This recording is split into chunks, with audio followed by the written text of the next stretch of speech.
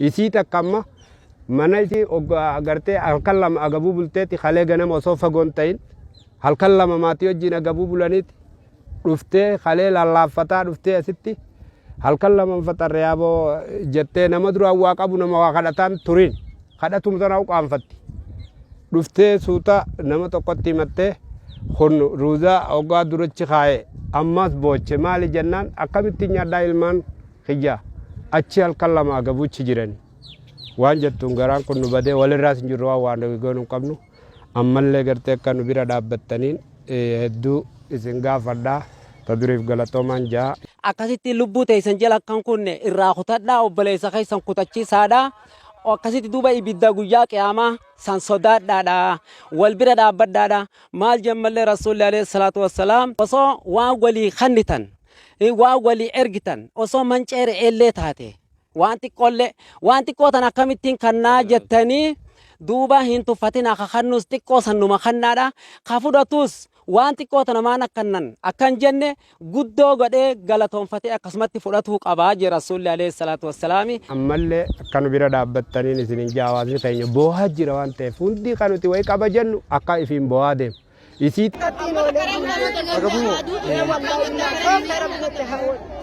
ilmaan ni qabda ijoolleen ni qabda mana ijoolleen akkami jirtu waa nyaata moo isaan akkami jiran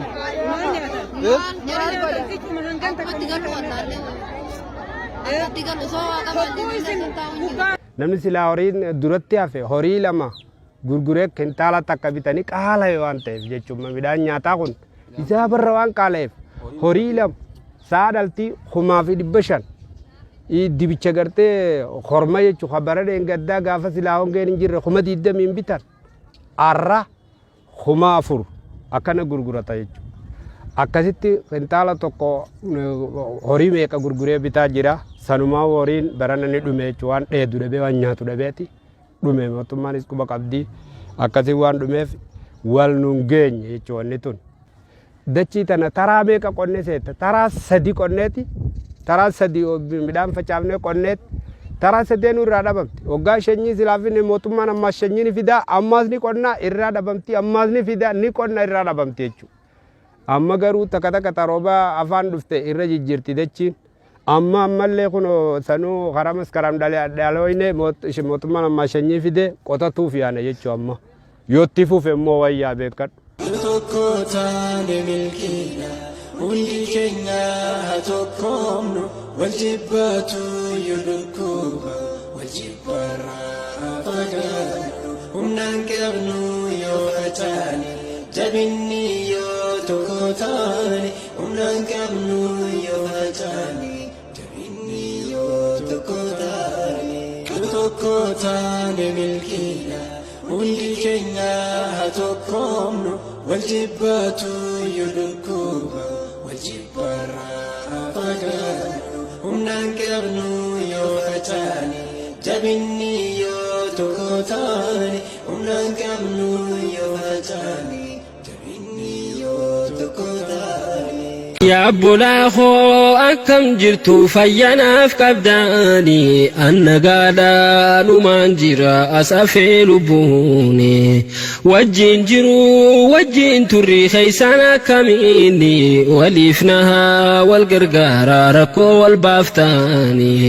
maali rakkoo nurra marsaa gamaa gamanaani haadheessinuu gama rabbii milkii barbaannaani. itti fufii dubbii ammas naa dhageessan waan achiitu manni keenya ta'e keessa nama namummaa qabu qalbisuu kanneessa. duuba osoo fottoqqee timiraa firii takkitti fuutanii hoggaa irraa kutattan obboleessa keessan qabeeltiitti jirtuuf gara silaa gara galchitanii kutattan san yoo kannitan duuba akkasii ibidda irraa guyyaa boru akkasitti wanni gaachana namaa ta'e girdoo namaa ta'e ibidda irraa najaa bahanii kana akkasii ibidda gubaa ibidda jahannam akkasitti lubbuu teessan jala kan kunne irraa kutadhaa obboleessa keessan kutachiisaadha akkasitti duuba ibidda guyyaa qiyaamaa san sodaadhaadha wal bira dhaabbadhaadha maal jammallee rasuulli alayhi salaatu wassalaam akkasitti walau firsana shaatiin je osoo waan walii kannitan waan walii ergitan osoo manceere illee taate waan xiqqoo tan akkamittiin kannaa jettanii duuba hin tuffatin akka kannus xiqqoo sannuma kannaadha ka fudhatus waan xiqqoo tana maan akkannan akkan jenne guddoo godhee galatoonfatee akkasumatti fudhatuu qabaa je rasuulli alayhi salaatu wassalaami isin xiqqoodha jettanii duuba akka duuba rasuulli alayhi salaatu wassalaami jaanitti tuni waa xiqqoo miti waan guddoodha ammallee rabbi isinif bal'isee warruma akkana rakkoo biyyaa hiiku rabbi isinaa godhuun jaa assalaamu alaykum warahmatullahi wabarakaatu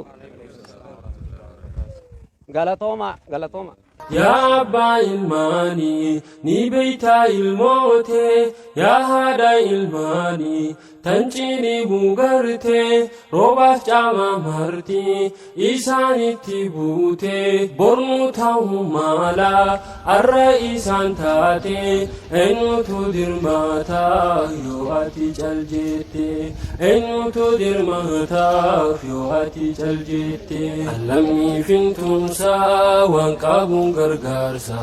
deeggarsa lammiidhaa iyyaa waliin labsa deebisaa kursiisaa. warra gartee ammaantana nu dubbise kana akka ustaaza keenyaanas Muhammad Sheekh Abdallaa Shaafitii fi warra nan beeku fi kaniin hin beeyne ammallee jazaa rabbii isin yaa kafalu rabbii isin haa fuudhu akkasumatti bulchaa aanaatis dabali rabbiin hamilee teessan yaada keessan hundi rabbi bakkaan isin haa ga'uun jaa. tanagaa du'aayii isinii godhu silaa namaa gadi nama fi duraa kana du'aayii godhu waajiba waan ta'eef akkasitti rabbiin ammallee umrii teessan xawiila rabbi isinii haa godhu nutillee hamilee akkas yaada isin nu yaaddoytan kana rabbii keenya raamataa yaada isin nu yaaddoytan kana nu haa baasu akkasitti asumarratti hin dhaabaa galatoomaan isiniin jaa salaamu alaikum warahmatullahi wabarakaatuh.